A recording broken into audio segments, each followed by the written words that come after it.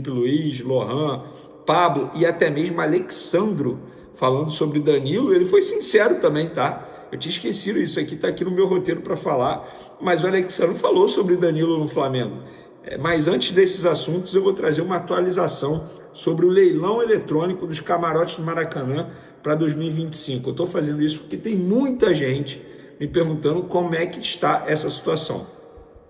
E eu recebi aqui, obviamente, através de uma fonte, que eu não vou poder mencionar o nome, alguns tópicos importantes sobre isso. Oportunidade única, processo democrático e transparente para atender a grande fila de espera interessada na aquisição de camarotes no estádio. 52 empresas inscritas no leilão eletrônico, expectativa de 80 empresas participantes. Grandes empresas de diversos segmentos já fizeram inscrição, segmentos de óleo e gás, bancos, saúde, etc. Expectativa de 25% a 30% de ágio médio nos 7 lotes. Camarotes mais desejados: Oeste, 218, 222 e 223, esses são os números dos camarotes, estarão disponíveis nos primeiros 3 lotes. Pela primeira vez na história, alguns lotes oferecendo prazos de contratos mais longos, 2 e 3 temporadas. Por que eu estou falando isso? Muita gente me perguntando sobre esse leilão eletrônico, como é que está, e porque na última gestão, na gestão Rodolfo Landim, renovava automaticamente. Ou seja, não faz nenhum sentido renovar automaticamente com quem tem um ano anterior. Se você pensar bem, por que você renova automaticamente? Para que renovar automaticamente? Por que não abrir para fora e saber o preço certo de cada camarote? Se você não abre, você nunca saberá o preço de cada camarote. Concordam comigo ou não? Acham que eu estou falando besteira? Se tem gente querendo pagar mais, por que não colocar em leilão? E é basicamente isso que a gestão Flamengo e Fluminense está fazendo, né? Vamos agora falar de Felipe Luiz, porque Felipe Luiz tem números, olha, à frente do Flamengo, no comando do Flamengo, 16 jogos, 10 vitórias, 5 empates, apenas uma derrota, 25 gols marcados, 11 gols sofridos, um título da Copa do Brasil e 13 jogos de invencibilidade. Vem cá, vem. Vamos falar baixinho aqui. Você não está iludido, não? É óbvio que está. Sabe por que você está iludido? Porque o Felipe Luiz te faz ficar iludido. E não é à toa. Olha, no primeiro jogo contra o Volta Redonda, como o Flamengo jogou taticamente.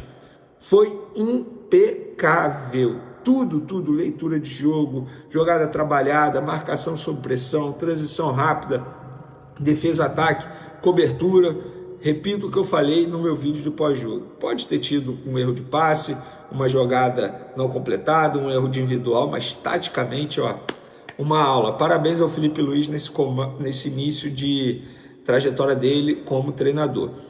Mas antes de falar de Felipe Luiz, vou falar do Alexandro, porque na zona mista ele foi questionado sobre o Danilo, obviamente.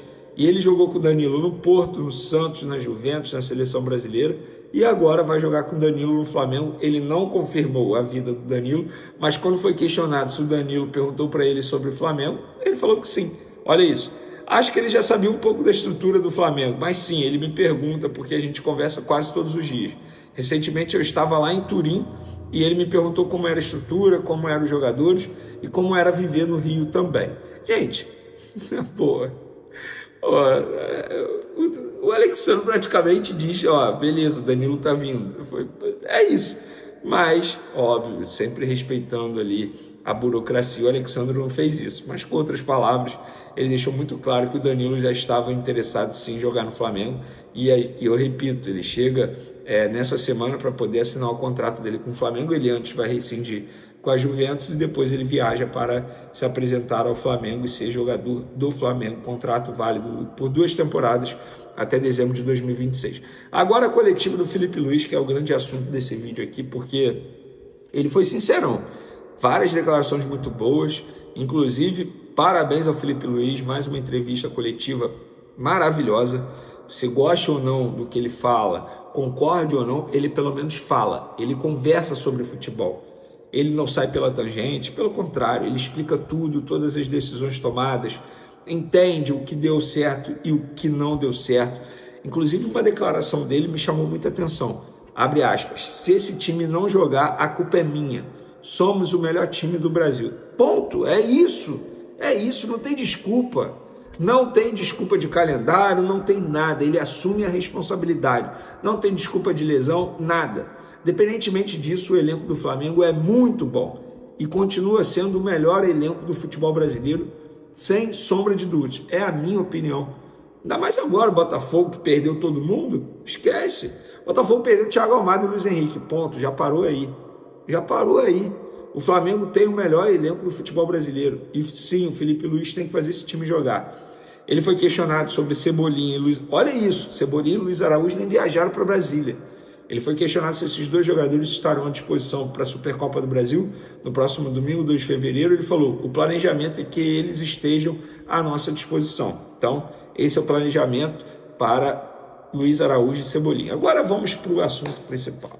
Felipe Luiz ontem foi questionado sobre Carlinhos, só o Carlinhos, e aí ele respondeu, Carlinhos, eu sei da qualidade dele, mas isso é assunto com a diretoria, beleza.